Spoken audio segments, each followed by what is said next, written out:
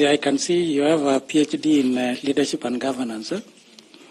So I'll ask you a question on governance, specifically to the IEBC, and I'm following up from where my colleague Caro left with regard to independence of IEBC.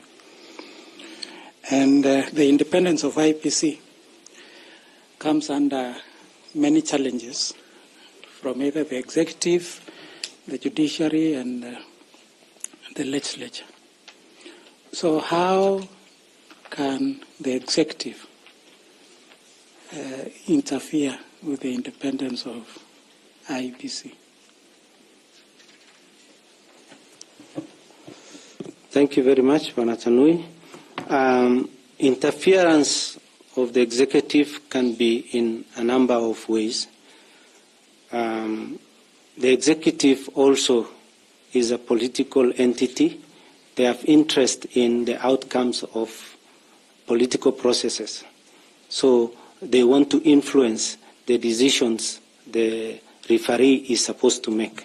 So the outcome of elections is of utmost importance to the executive because they need to have... So I want how? Specific so how? They can influence the commission to make decisions that favors them in relation to, for example, recruitment, for example, in terms of staffing, in terms of the officers who are posted to do the work of the IBC. These officers then are compromised sometimes through bribes to be able to make certain... Specifically how? So how can they influence recruitment?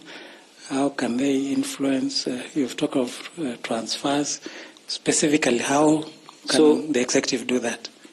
So, for example, an officer in the executive can speak to a number of the officers who are responsible for the recruitment, or the commissioners, or the secretariat, and request. Sometimes it's basically influencing by enticement, by bribery, by also sometimes threats of actions. So through these processes, officers and commissioners can be compromised to make certain decisions that favors the executive.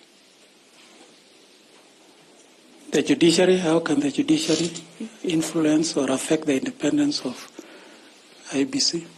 The judiciary comes in at a time when there are conflicts or there are issues where the candidate or a party has gone to court, and the judiciary can also make decisions or make rulings that can influence the outcome of certain decisions that maybe the IBC had taken, and this can affect how. For example, I can give you in the run-up to last election, there was a case where a petitioner went to court and said we cannot allow to use of manual register, and then the decision was given. Shortly after that, that decision was overturned by another court. So that can interfere with the work of the Commission.